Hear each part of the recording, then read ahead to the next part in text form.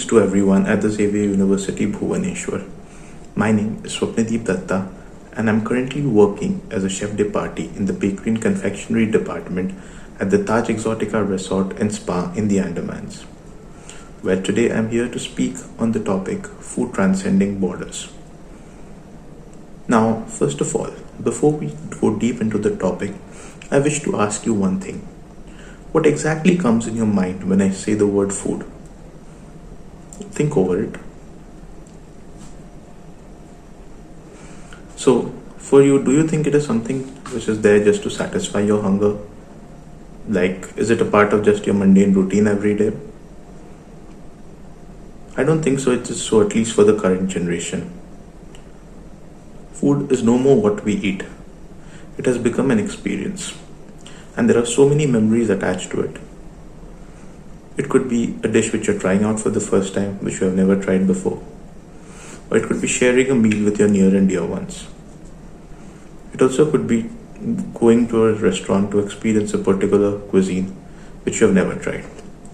Or I'm sure even for that matter, it could be a dish which your friend might have shared on Instagram and you have saved it so that you can go and try it out at a particular restaurant. So food is now more about an experience. It is no more just to satisfy your hunger. You don't really go to a restaurant just to eat food because you're hungry. Also, I feel as per me, eating out has now become more of a regular, we go out more often than ever before. With so many people living out of their homes, eating is like a part of your daily life, but still people wish to try out and explore more variety, which is there in the market these days. So that's what we're going to do to discuss today. So before we discuss exactly how this rapid change in the food patterns occurred, let's just see what exactly are the changes that have taken place. So well, if you see some 20 years ago, dining out was in fact a luxury. It was not an everyday affair. People would go out to dine once in a while, maybe on special occasions.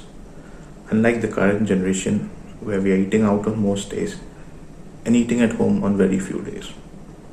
So what has brought about these changes?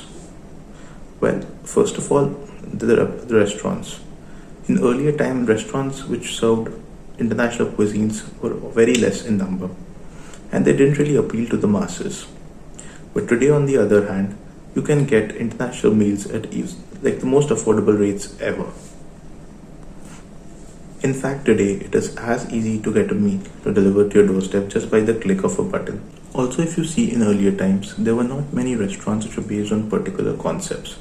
You would have just very limited cuisines. But today, if you go out, there are restaurants which are serving a particular unique cuisine. Like today, you'll find restaurants which even serve things like Armenian cuisine, Mexican cuisine, which wasn't really a fad in those days. Now there are restaurants which serve you a unique experience as well.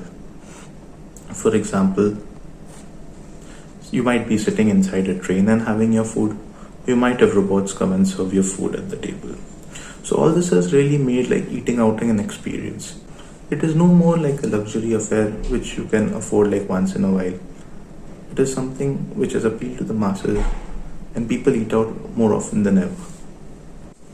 So well, as you can see, food has traveled borders, and today you can find almost any dish which is available across the world at your nearest restaurant.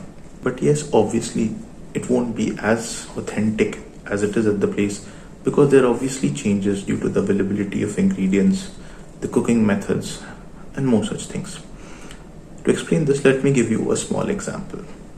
The place where I'm currently working in, we have an outlet called The Settlers. It's a fine dining Indian restaurant. Now, the meal which is served here is basically the meal which is cooked by the local people who have settled in the Andamans.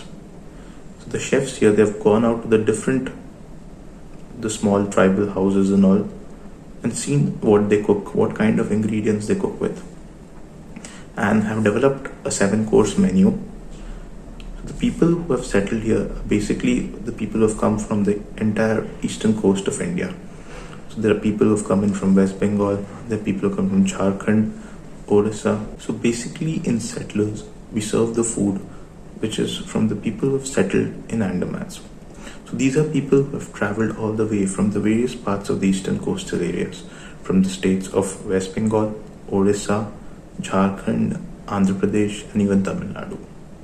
So the cuisine is a mix, or rather a confluence, of the ingredients and as well as ingredients which are grown locally, and the ingredients and the cooking styles which are used by the people from these states. So you might find something like a fish which is cooked with curry leaves and mustard oil at the same time. So that's how food changes when it travels from one place to another. It adapts itself to the local cuisine as well, to the local styles of cooking based on the availability of ingredients. Well, so let's now discuss what exactly are the factors which have brought about this rapid movement of food across the borders. How have people been embracing this change? And how are we, as the millennials, involved in this? So, the first reason behind this rapid movement of food is obviously the movement of people. In earlier times, people moved or migrated to new places in search of a better life. That's when people moved across, they obviously carried a part of their culture with them, and of which obviously food is a very important part. So when people moved, they started cooking or making their own style of food in this new land, which slowly and eventually became popular when people started having community dining experiences. They tried out new food and it slowly became a part of their culture as well. Now we as millennials are always open to try new types of food. Also, the current generation is much more traveled compared to the older generations. We travel for work, we travel for leisure. We are open to trying out new things. We visit places to try out their food, their culture. We want to experience the local things, unlike staying in hotels. If you see, most of the millennials will prefer something called as homestays, because it is the best way to delve and dive into the local culture. Also, our generation is always short of time. We want meals that are much more quicker. If you see, in earlier times, meals were an elaborate affair. But today, we want food which is available quickly, can be carried easily, and can be had with a spoon and fork. That's how food has changed. And that is why people have more readily accepted the Western food philosophies. Today, if you see, foods are served in bowls, and there are restaurants which serve single portion meals, so that it is easier for people to eat, for people to carry along with them. Also, we as millennials, we believe in joys of eating beyond survival. For us, eating is not just more to fill our stomachs. It is an experience for which we are ready to go far and wide. Also, if you see, things which were common for people in the earlier days are slowly becoming food trends. For example, things like sardo. Sardo was basically a bread for the common people, which would be made on a regular basis. But today, it's suddenly caught up as a trend. People have moved back to the older traditions of baking bread without the use of commercial yeast. Also, if you see in India, the system of serving all the food on a single plate in the form of a thali was something which we have often done earlier. But the current generation has made it a trend because it was something that was not commonly what they have observed as growing up. So now there are restaurants which are dedicated to serving thalis, which is itself an experience for the current generation. Simple things like kombucha, specialty coffee, acai bowls have suddenly caught up as trends because they are often visually appealing. So if you see, food has evolved a lot and there are a lot of trends catching up, and we as millennials have been absolutely involved in it. If you see, more than 40% of our conversations are about food. We love to discuss our meals. We are more concerned about the ingredients that go into our meals, where it is grown, how it has been processed. We love to click our food. Our food has to be Instagram worthy. That is how And that is why today companies are also focused on millennials when it comes to do their marketing designs. Companies have targeted millennials when it comes to product development. They know that we as a generation are capable of taking something ahead and making it a trend, and also at the same time ignore something because we don't like it. That is why if you see most of the food campaigns today are along the line of the millennials. So now, how much has food evolved and how are we as a generation of millennials involved in this? So the very first thing that is there, if you see, dining was a very elaborate experience in earlier times. People would take out time from and go out to dine, and it would usually consist of hours. But today, as millennials, which is a fast-paced generation, we do not have that much time.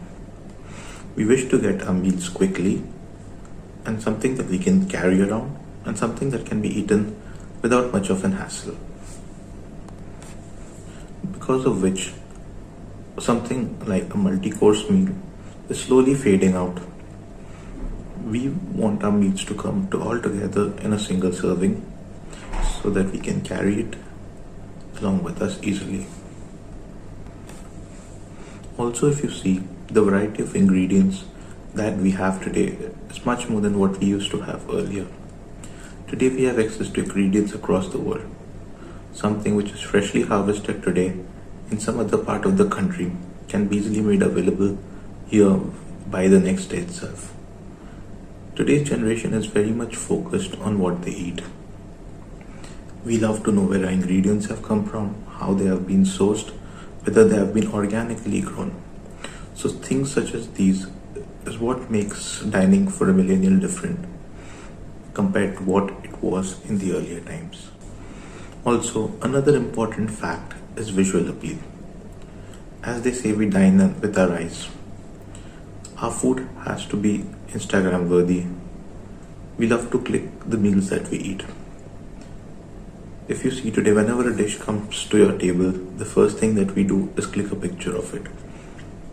So today, if you see most restaurants, they will advertise themselves through pictures, because after all, as they say, जो दिखता है वही बिकता है.